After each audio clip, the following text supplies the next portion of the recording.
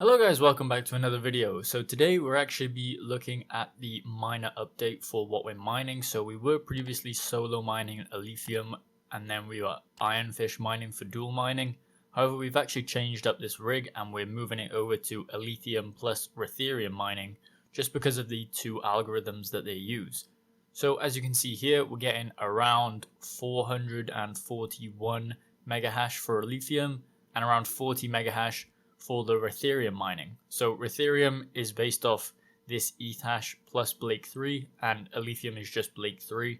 So the actual algorithms work well together. We'll get into a little bit of profitability in a minute.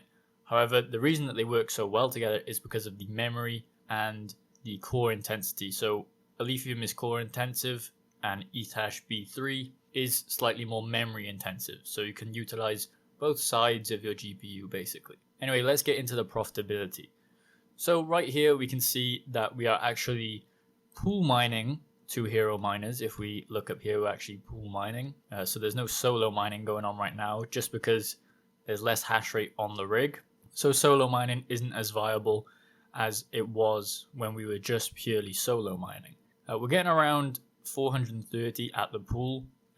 As I said, we're going over some hash rates and some profitability in a minute. However, the pending balance is 0.29992 Alephium currently. So we've had a couple paid out for the blocks that we hit. I don't think it's going to show it here, but if we look here, we have, these solo blocks which were paid out quite a while ago.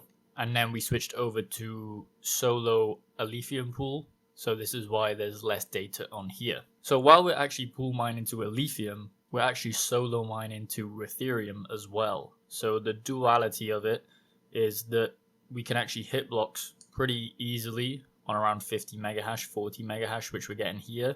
On Rethereum, it's going to take about 1 day to hit a block. And obviously we're not mining right now because we actually shut it off to record this video. However, we're going to be solo mining on Rethereum and then we're going to be pool mining to Alephium.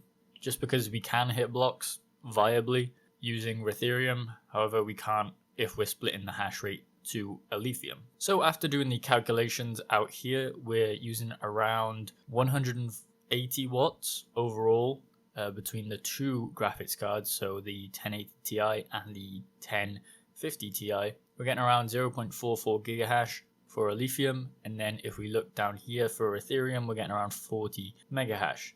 And it actually equals out. Obviously we're spending more on the power right now, but we don't really care about that because we're yield mining and we're getting a revenue of 22 cents. So we're getting more on Rethereum and less on Alephium.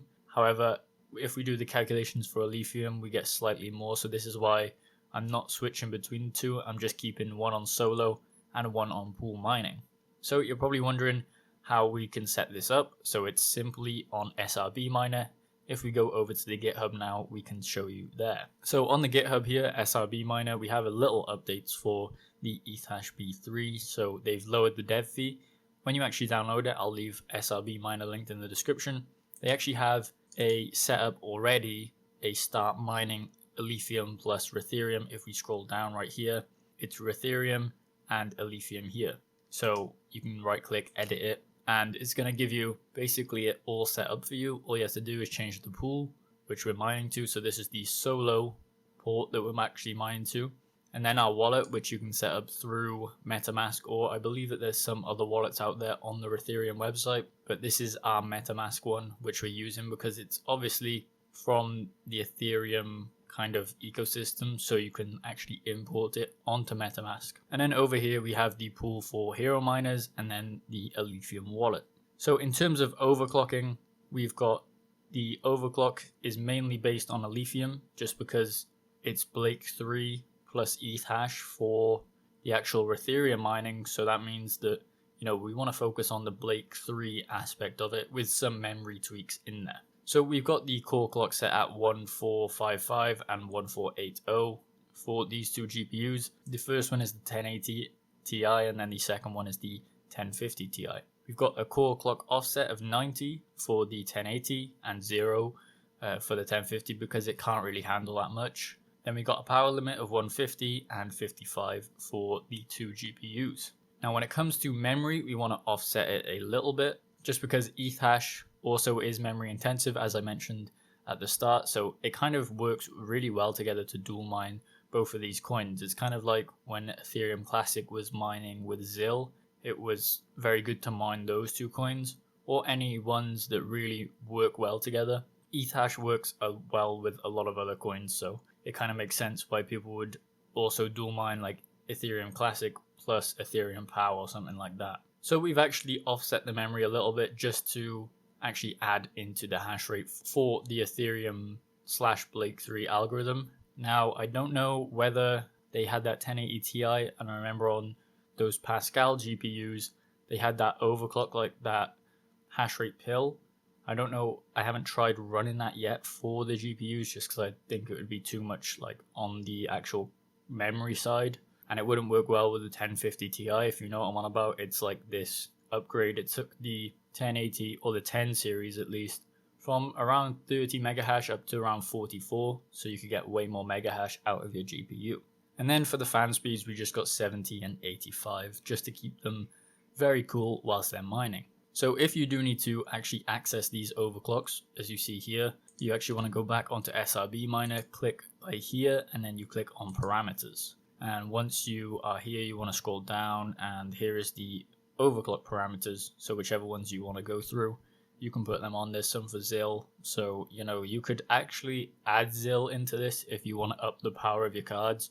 But I believe you lose around 15% hash rate if you're adding ZIL onto a dual mining algorithm. So over time, hopefully we hit some solo blocks. I'll be updating on the shorts videos pretty much every other day. We'll probably hit a block in around 6 hours from recording this video, so that might be up already. Some short video just saying that we hit a block, and then I'll keep you updated on the Alephium side because that's obviously pool mining. And then lastly, shout out to Haram Abif Mining. He said to actually check this out. So it's a Rethereum dual mining with Alephium on SRB Miner. So this is where I got the idea from. Just want to shout out to him. As you can see here, it talks about the two algorithms. If you scroll down, you can see here dual mining works spectacularly for both of them because it's core intensive and the other one is memory intensive on the algorithm side. So there's a symbiosis, and then he just goes through the ViperNet and the pool that he's using. So we can definitely see that this is one of the best dual mining algorithms in terms of how much utilization you get from your GPUs. If we were to use like a higher end GPU, like a 4090 or a 3090, I'm sure the profitability would up a little bit just because these 10 series are not as efficient. However, if anyone wants to try this out, please let me know in the comments and let me know what your hash rates were and the power cost, and tell me if you've hit any solo blocks for Alephium or for Rethereum. Make sure you like the video and subscribe for more content like this.